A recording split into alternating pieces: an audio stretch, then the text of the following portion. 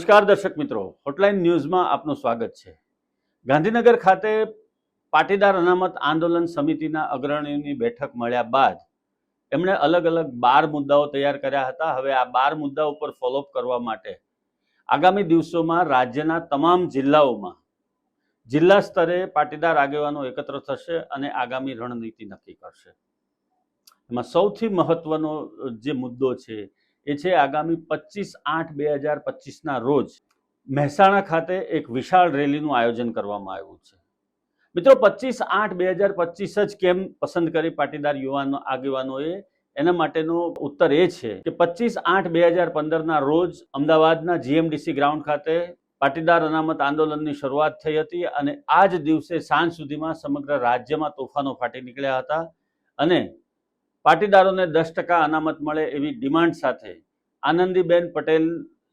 તત્કાલીન મુખ્યમંત્રી હતા ત્યારે પાટીદાર યુવાનો રોડ પર ઉતરી આવ્યા હતા અને મોટા પાયે રાજ્યની અંદર તોફાનો થયા હતા। હવે 10 વર્ષ પછી ફરી વખત પાટીદાર યુવાનો એકત્ર થયા છે અને એમણે આ પ્રમાણે સમગ્ર રાજ્યની અંદર જનજાગૃતિ અભિયાન ફેલાવવાનું શરૂ કર્યું છે, જેના અનુસંધાનમાં રવિવારના રોજ સાંજે જુનાગઢ ખાતે પણ એક મિટિંગ મળી હતી, જેમાં આજે પાસના આગેવાનો છે એની સહિત અંદાજે 1000 જેટલા પાટીદાર યુવાનો એકત્ર થયા હતા અને એમણે અલગ અલગ મુદ્દાઓ ઉપર ચર્ચા કરી હતી। કઈ બાબતમાં સરકારનું ધ્યાન દોરવાની આવશ્યકતા છે એના સહિત રાજ્ય સરકાર સાથે રજૂઆત કઈ રીતે કરવી અને કઈ રીતે એમની સાથે બેસી અને સમગ્ર જે અત્યારની સમસ્યાઓ છે એનું નિરાકરણ લાવી શકાય। રોજગારીનો ખૂબ મોટો મુદ્દો છે, આ ઉપરાંત વ્યાજખોરીનો મુદ્દો છે, શેરી મહોલ્લાઓમાં અને અનેક શહેરોની અંદર દાદાગીરી અને લુખ્ખાગીરીનો પ્રશ્ન છે, એની સાથે સાથે બુટલેગરોનો પ્રશ્ન છે, ડ્રગ્સનો પ્રશ્ન છે, વ્યાજખોરીનો પ્રશ્ન છે। અનેક મુદ્દાઓ આવા છે કે જેના ઉપર પાટીદાર આગેવાનો જે યુવાનો છે એ લોકો સરકારનું કાન આંબળવા માટે તૈયાર થયા છે। આવનારા દિવસોની અંદર આ આંદોલનને વધારે વેગવંતુ બનાવવા સાથે તમામ સમાજના આગેવાનોને પણ જોડવાનું એક અભિયાન ચાલી રહ્યું છે અને પાટીદાર યુવાનોએ તમામ સમાજના લોકોને પણ અપીલ કરી છે કે તમારા સંતાનોના ભવિષ્ય માટે, ખાસ કરીને વધતા જતા મોંઘવારીના દોરની અંદર જે પ્રમાણે શિક્ષણ મોંઘું થઈ રહ્યું છે એના માટે પણ તમામ સમાજ એકત્ર થાય અને તમામ સમાજના આગેવાનો રોડ પર આવે, સરકારનું ધ્યાન દોરે, સરકાર આ બાબતે કોઈ યોગ્ય કાર્યવાહી કરે।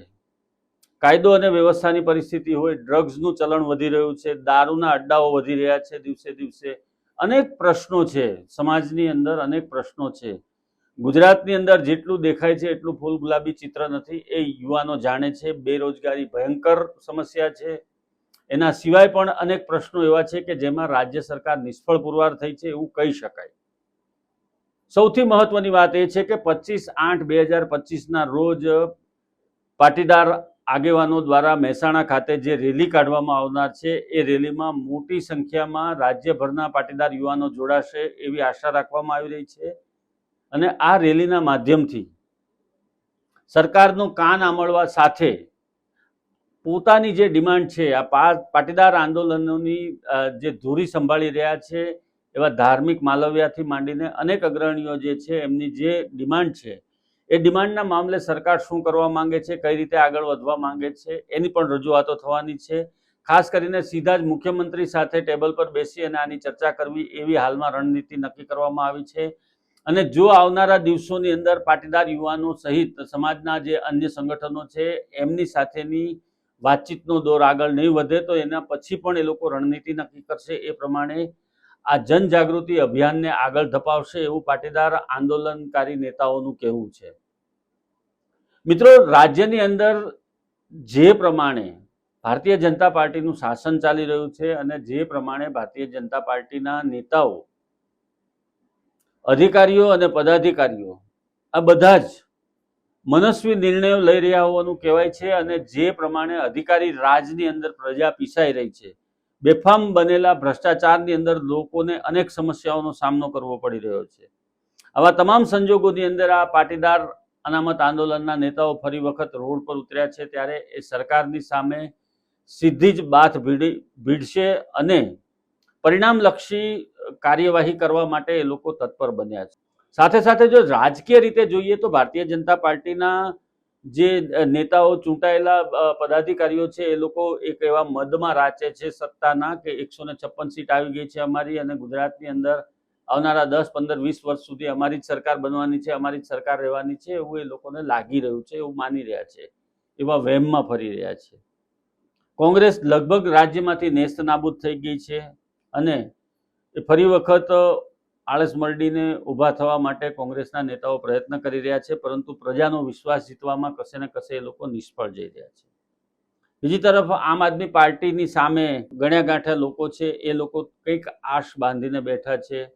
એની નેતાગીરી પાસે એ લોકોને અપેક્ષા છે, પરંતુ એને કેટલી તક આપવામાં આવશે, કેટલી સીટો ગુજરાતની અંદર આમ આદમી પાર્ટીના નેતાઓ આવનારી ચૂંટણીમાં જીતશે, એ તો સમય જ કહેશે. પરંતુ એક વાત ચોક્કસ છે કે આ રાજકીય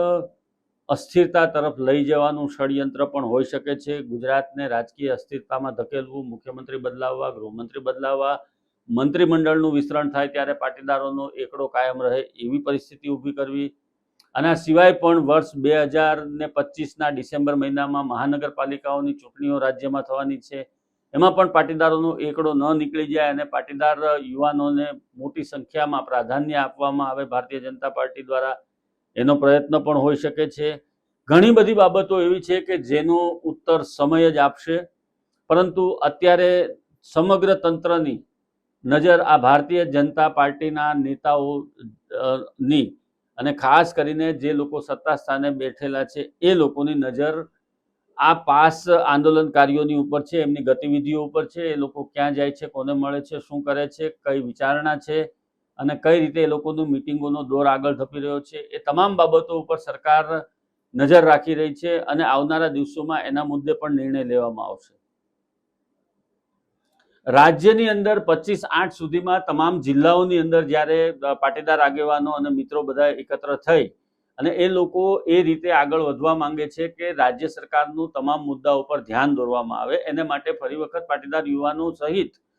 અન્ય સમાજના યુવાનોને પણ એકત્ર કરવામાં આવે, એ લોકોનો પણ સાથ લેવામાં આવે. ગુજરાતની અંદર યુથની શક્તિ ખૂબ મોટી છે અને 2015ના આંદોલનમાં યુવાનોએ સાબિત કરી દીધું છે. દરેક વખતે જ્યારે પણ અનામત આંદોલન હોય કે અન્ય કોઈ પણ રોસ્ટર પદ્ધતિ સામેના વિરોધનું આંદોલન હોય કે કોઈ પણ આંદોલન હોય, એમાં ગુજરાતના યુવાનોએ હંમેશા નેતાગીરી લીધી છે અને પરિણામલક્ષી કામગીરી કરી અને એકતા બતાવી છે. ત્યારે આ પાટીદારોના એક થવાના અને એમની મિટિંગોના દોર શરૂ થવાના કારણે રાજ્યની અંદર ફરી એક વખત ચર્ચાની વાતો એ જ રહે છે કે આવનારા દિવસોમાં પાટીદાર અનામત આંદોલનના આ જે નેતાઓ છે એ કઈ રીતે આગળ વધશે અને કઈ રીતે એ પોતાના લક્ષ્ય માટે આગળ વધશે. પરિણામ શું આવશે એ તો સમય જ કહેશે, પરંતુ હાલના તબક્કે આ તમામ ગતિવિધિઓ ઉપર હોટલાઇન ન્યૂઝ પણ બારીકાઈથી નજર રાખી રહ્યું છે અને આપના સુધી આ તમામ વિગતો પહોંચાડી રહ્યું છે. દર્શક મિત્રો, આપને અમારો આ વિડીયો કેવો લાગ્યો કોમેન્ટ દ્વારા જરૂર જણાવજો. અમારી આ હોટલાઇન ન્યૂઝ ચેનલને આપ લાઈક કરજો, શેર કરજો અને સબસ્ક્રાઈબ કરજો. ધન્યવાદ.